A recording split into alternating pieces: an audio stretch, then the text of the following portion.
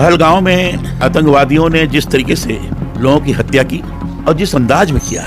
उसको देखने के पश्चात ये साफ तौर पर लगा है कि कहीं न कहीं से इनको प्रोत्साहित किया गया है और किसी के द्वारा प्रेरित होकर इन्होंने निहत्थे लोगों की हत्या की है। मजहब पूछकर हत्या करने का कोई औचित्य नहीं था, ये जघन्य अपराध था। इस बात को प्रकट करता है कि ये बहुत बड़ी साजिश का हिस्सा है और इस प्रकार की साजिश, किस प्रकार की जघन्य हरकत करके हिंदुस्तान में हिंदू मुसलमान को बांटने का षड्यंत्र किया जाए और इस प्रकार का आचरण व्यवहार करते हुए आतंकवादियों ने हत्या की, लोगों को मारा। इसके पीछे की पृष्ठभूमि को देखने के पश्चात पाकिस्तान के द्वारा इस प्रकार के लोगों को आगे बढ़ाया गया है, आतंकवादियों को, जिन्होंने ये हत्या करके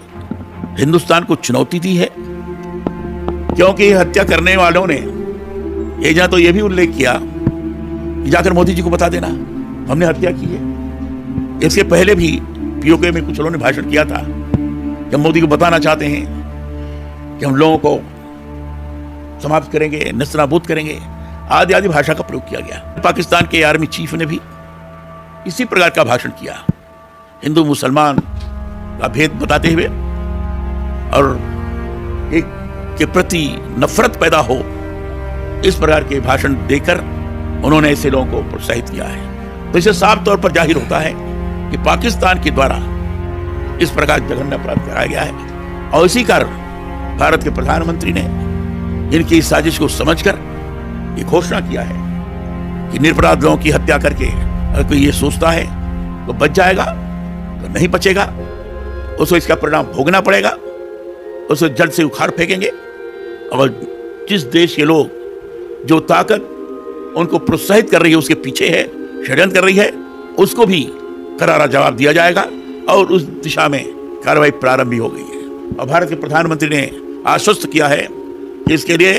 ऐसी बड़ी कार्रवाई होगी कि लोग एहसास करेंगे कि भविष्य में ऐसी हरकत नहीं करेंगे। हिंदू मुसलमान हिंदुस्तान में बड़े सौहार्दपूर्ण ढंग से रह रहे थे